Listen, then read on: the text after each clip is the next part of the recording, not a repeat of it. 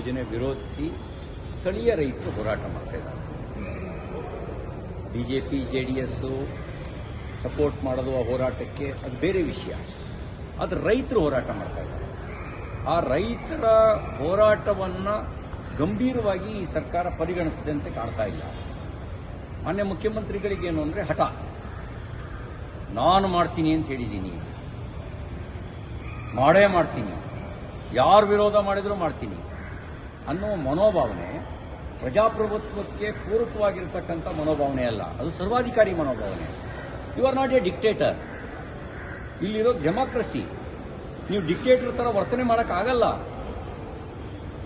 ನೀವು ಕನಕಪುರ ರಿಪಬ್ಲಿಕ್ಕನ್ನ 35 ವರ್ಷದಿಂದ ನಡೆಸ್ಕೊಂಡು ಬಂದಿರ್ಬೋದು, ಆದರೆ ಅದು ಪ್ರಜಾಪ್ರಭುತ್ವದ ಆಶಯಕ್ಕೆ ವಿರುದ್ಧವಾಗಿರೋದು. ಹಾಗಾಗಿ ರೈತ ವಿರೋಧದ ಯೋಜನೆಯನ್ನು ಕೈಬಿಡಿ. ಇವತ್ತಿಗೂ 80% ರೈತರು ವಿರೋಧ ಮಾಡ್ತಾ ಇದ್ದಾರೆ ಅಂತ ಆದಮೇಲೆ ಯಾಕೆ ಈ ಹಠಮಾರಿತನ? ಯಾಕೆ? ಏನು ಉದ್ದೇಶ? ಇದರಿಂದ ಸಾಧಿಸೋದೇನು? ರೈತರ ಸಮಾಧಿ ಮೇಲೆ ನೀವು ಟೌನ್ಶಿಪ್ ಮಾಡ್ತೀರಾ? ನಿಮಗಿದು ಎಚ್ಚರಿಕೆ ಗಂಟೆ ಆಗಬೇಕು. ನಿನ್ನೆ ಮಾಡಿರೋ ಪೊರಕೆ ಸೇವೆ ನಿಮ್ಮ ಸರ್ಕಾರಕ್ಕೊಂದು ಎಚ್ಚರಿಕೆ ಗಂಟೆ ಆಗಬೇಕಾಗಿತ್ತು.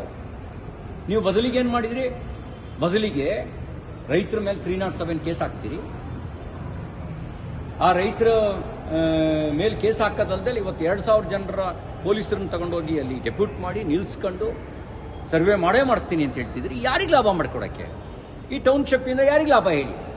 ನನಗಿರೋ ಮಾಹಿತಿ ಇದೆ, ಸರ್ಕಾರಿ ಭೂಮಿಯನ್ನು ನೋಟಿಫಿಕೇಶನ್ ಆದಮೇಲೆ ನೀವು 53, 57ನಲ್ಲಿ ಗ್ರಾಂಟ್ ಮಾಡಿ, ಆ ಗ್ರಾಂಟ್ ಮಾಡಿ ಸರ್ಕಾರಿ ಭೂಮಿಗೆ ನಿಮ್ಮ ಬೆಂಬಲಿಗರಿಗೆ ಲಾಭ ಮಾಡ್ಕೊಳ್ಳೋಕೆ ಕೊಟ್ಟಿದ್ದೀರಿ.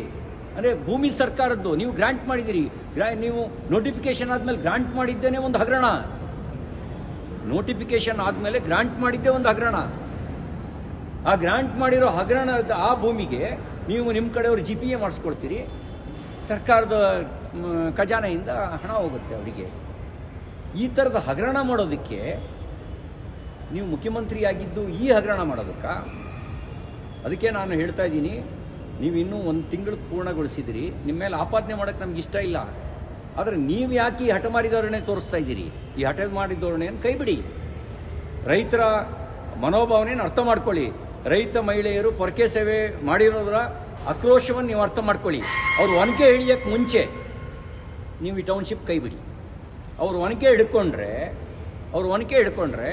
ಅವತ್ತು ಹೈದರಾಲಿ ಸೈನಿಕರಿಗೆ ಏನು ಗತಿ ಆಯಿತೋ ಆ ಗತಿ ನಿಮಗೆ ಬರಬಾರ್ದು. ಆ ಬರಬಾರ್ದು ಅಂತಿದ್ರೆ ನಿಮಗೆ ಈ ಒಂದು ಯೋಜನೆಯನ್ನು ಕೈಬಿಡಿ. ಈ ಮೊದಲ ಆರತಿ ಮಹಾರಾಜರ ಕಾಲದಲ್ಲಿ ಮಹಾರಾಜರಿಗೆ ಸಲ್ತಾ ಇತ್ತು ಅನ್ನೋದನ್ನು ನಾನು ಕೇಳಿದ್ದೇನೆ. ನಾವ್ಯಾರು ಮಹಾರಾಜರು ಅಂತ ಅಂದ್ಕೊಳ್ಳಲ್ಲ, ನಾನಂತೂ ಅಂದ್ಕೊಳ್ಳಲ್ಲ. ಯಾಕೆಂದರೆ ಅವರು ಮಹಾರಾಜರು ಇದ್ದಾಗ ನಿಜವಾಗ್ಲೂ ಹೇಳಬೇಕು ಅಂತ ಹೇಳಿದ್ರೆ ಪ್ರಜಾ ಹಿತದ ರಾಜಕಾರಣ ಅವ್ರು ಮಾಡ್ತಾಯಿದ್ರು. ಈಗ ನಾವು ಪ್ರಜಾಪ್ರಭುತ್ವ ವ್ಯವಸ್ಥೆ ಒಳಗಿದ್ದೀವಿ. ನಾವು ಪ್ರಜಾಪ್ರಭುತ್ವ ವ್ಯವಸ್ಥೆ ಒಳಗಿರ್ತಕ್ಕಂಥ ನಾವು ಮಹಾರಾಜರು ಅಂತ ನಾವು ಭಾವಿಸೋದಿಲ್ಲ. ಸರಿಗ